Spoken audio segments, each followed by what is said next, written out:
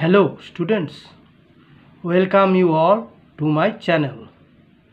I am Tapos Mukherjee and you are watching my educational channel Shubho Tutorial. আজকে আমার ভিডিওর বিষয় noun number. তাহলে চলো বেশি দেরি না করে ভিডিওটি শুরু করা যাক।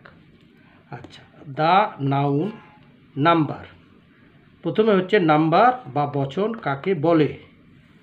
যে নাউন বা প্রোনাউন দ্বারা কোনো ব্যক্তি, বস্তু, প্রাণী ইত্যাদি সংখ্যা বা পরিমাণ বোঝায় তাকে নাম্বার বা বচন বলে। গণনার বিচারে নাউনকে দুই ভাগে ভাগ করা যায়।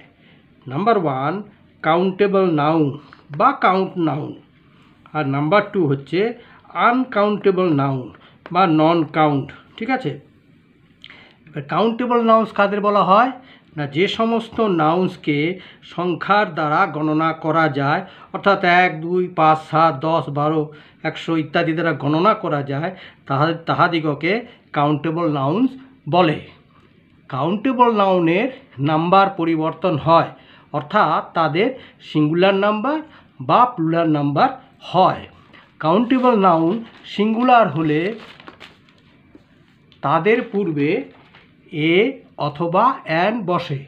উদাহরণস্বরূপ যেমন দেখো, একটি ছেলে, এ বয়, এটা যেহেতু কনসোনেন্ট দিয়ে শুরু, ওয়ার্ডটি যেহেতু কনসোনেন্ট দিয়ে শুরু তাই এর পূর্বে হলো এ।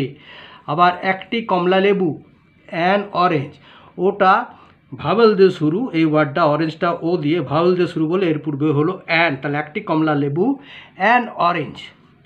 কাউন্টেবল নাউন প্লুরাল হলে তাদের পূর্বে মেনি, এ ফিউ, সেভারাল ইত্যাদি বসে।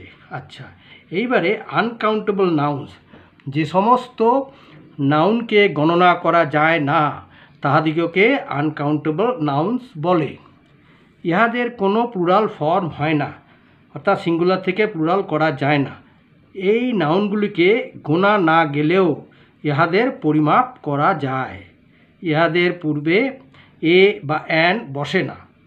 পরিমাণ বুঝাইতে ইহাদের পূর্বে মাছ, লিটল ইত্যাদি বসে।